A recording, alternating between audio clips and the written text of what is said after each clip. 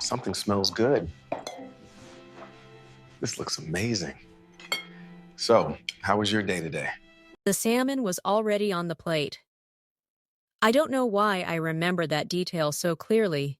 The color of it, the way the steam curled up toward the light above the stove. But I do. I remember it the way you remember the last ordinary moment, before everything quietly shifts.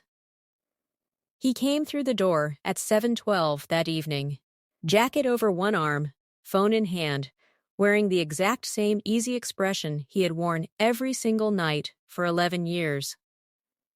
He kissed my cheek, said something smelled good, sat down, shook out his napkin, poured himself a glass of the wine I had been saving for something worth celebrating. I watched him drink it. He talked about his afternoon. A difficult client. A delayed project. The ordinary, unremarkable texture of a life I had believed was also mine. I nodded. I asked questions. I passed him the bread. And underneath every single word I said, there was a silence he didn't know existed. A silence I had built that afternoon, brick by quiet brick, and was already learning how to live inside. The question isn't what he did. The question is what I did next, and why it worked. 11 years. That was the length of my marriage to Marcus. We met at 29, married at 31, moved into our house in Atlanta's Buckhead neighborhood when I was 33. He was a financial consultant, the kind of man who could walk into a tense boardroom and make everyone exhale with a single sentence, polished in a way that only people who have practiced it recognize in each other.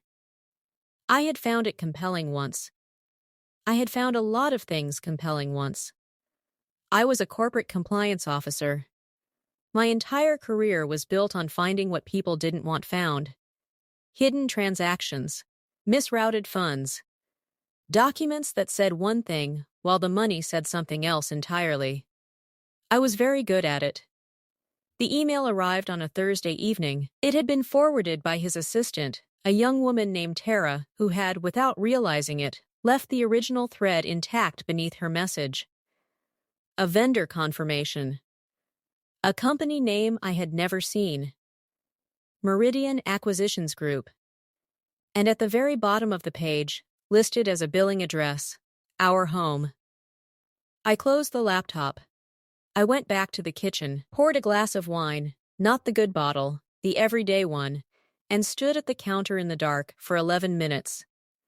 I know it was 11 because I watched the clock move. Then I opened the laptop again. Tell me honestly, would you have ignored that? Here's the thing about a paper trail. It wants to be found. Every transaction leaves a mark. Every misdirection has to connect to something real. It has to land somewhere. You just have to know where to start pulling. Meridian Acquisitions Group was a Delaware limited liability company, registered 10 months before that email arrived. Single member. The registered agent was a firm Marcus had worked with back in 2021. The initial capitalization was $42,000, sourced from a brokerage account that appeared in none of our joint financial disclosures. I did not confront him. I bought a thumb drive from a drugstore 2 miles from our house. Cash. No receipt. I kept it in the inner zippered pocket of a work bag he had never once touched in 11 years. Every transfer record, every company filing, every discrepancy between what he told me and what the numbers actually showed, all of it, quietly archived. That took 3 weeks. In those 3 weeks, he made me laugh twice, cooked dinner on a Sunday, told me I was the best part of his life. I said thank you. Then I took his dry cleaning to the drop-off on a Friday morning, and I found the receipt in the breast pocket of his gray blazer. One night. A hotel in Marietta, 40 minutes from our house, far enough to feel deliberate. The room had been billed for 2. He had told me he was in Charlotte that week. I stood at the dry cleaner's counter for what must have been too long, because the woman behind the register asked if I was all right. I told her I was fine. I drove to work. I sat in my car in the parking garage for 22 minutes before I trusted myself to go inside. Don't answer too fast. What would you have done? I want to explain something about what happened next, because people always assume the logical move is confrontation, that you feel the ground shift and you spin around and demand the truth. I understand that instinct. I felt it. But 15 years in compliance had taught me exactly what happens when you show your hand too soon. The paper trail disappears. The story changes. The transfers get reversed. The accounts restructured. The explanations shaped into something that holds together just long enough to become plausible. If I had confronted him that morning, I would have had an email, a receipt, and a lie I couldn't prove. I needed more than that. So I went to work. I sat at my desk. I did my job. And every evening I came home to a house I was beginning to understand had never fully belonged to me. And I cooked dinner, and poured wine, and asked about his day. And I kept pulling. I found her through a phone bill, not through suspicion the way people imagine when they picture this kind of discovery. He had added a second line to our wireless account 14 months earlier, listed under a business designation, buried in the plan summary as a charge I had seen every month without ever truly registering. When I finally pulled the itemized call records, the number appeared 73 times in a single billing cycle. 73. I ran the number in under a minute. She had listed it publicly on a neighborhood platform, a woman named Celeste, posting photographs of her garden, her dog, a local food drive she was organizing. Dark hair. Open smile. She had moved into the neighborhood 2 years earlier. She and I had exchanged exactly 4 sentences at a block gathering the summer before last. She lived 3 blocks away. I sat with that for a full week. 7 days of dinners and conversations and ordinary evenings on the couch, watching him exist inside a life I was beginning to see clearly for the first time. There is a particular kind of pain that is very quiet. Not loud grief, something slower, more interior. Like watching something precious go cold. I didn't cry. Not because I wasn't devastated, but because devastation without a plan is just suffering. And I had already decided I wasn't going to suffer without also doing something about it. If stories like this are the kind that stay with you, stay for the next one. On the 8th day, I called Patricia Ware. A colleague I barely knew had mentioned her name once, in passing, in the context of her own divorce. I had filed it away without knowing why. Patricia was a family law attorney with a forensic practice. She handled cases where the financial complexity was the point, not a footnote. Her assistant got me in within the week, and I walked into her office on a Thursday afternoon with a thumb drive, a printed timeline, and the composure of a woman who had spent 6 weeks preparing for this conversation. I put everything on her conference table. She went through it without speaking. Long enough that I counted the books on her shelf. 14. Mostly legal texts. 1 novel. I don't know which. Then she looked up. How long have you been sitting on this? 6 weeks. She nodded slowly. And he has no idea. He called me his favorite person on Sunday. A pause. Then, the limited liability company structure reads as deliberate asset dissipation. The transfers are traceable. The timeline is clean. She closed the folder. Cases like this go wrong when the other party is warned in advance. As long as he doesn't know, we have the advantage. I drove home. Made dinner. He asked about my afternoon. I told him I had run errands. I thought the limited liability company was the floor. 6 weeks of documentation, $42,000 in traceable transfers, a hidden account, a woman 3 blocks away who received 73 phone calls a month. I thought I had located the full shape of the damage. I thought I understood what I was dealing with. I thought that was the worst of it. Patricia brought in a forensic accountant named Gerald. Quiet man. Late 50s. The kind of person who exists entirely in the space between numbers and what those numbers mean. He communicated through detailed spreadsheets and carefully scheduled calls, each one timed with the precision of someone who understood that every update would need space to land. He called on a Tuesday. His voice was even. Professional. He said he had identified 3 additional accounts beyond the ones already documented. One held under a business entity with no connection to Marcus's known professional history. One structured as a trust, beneficiary designation restricted and not yet accessible. And one opened in my name using my social security number, with no record of my authorization. I made him repeat that last part. In my name. He had opened a financial account using my identity. He had used it as a receiving point for incoming transfers that, if the structure had ever been scrutinized before I knew what I was looking at, would have appeared to come directly to me. He hadn't just been hiding money. He had been building an exit that used me as the door. I wish it had ended there. Gerald continued. The account in my name had received a series of disbursements from one of Marcus's most prominent corporate clients, a name I knew, a name I had heard across our dinner table for 2 years. The payment pattern did not resemble standard consulting fees. Gerald described them carefully as structured disbursements inconsistent with any documented service arrangement. Someone was paying Marcus off the books, and he had routed part of that money through an account bearing my name.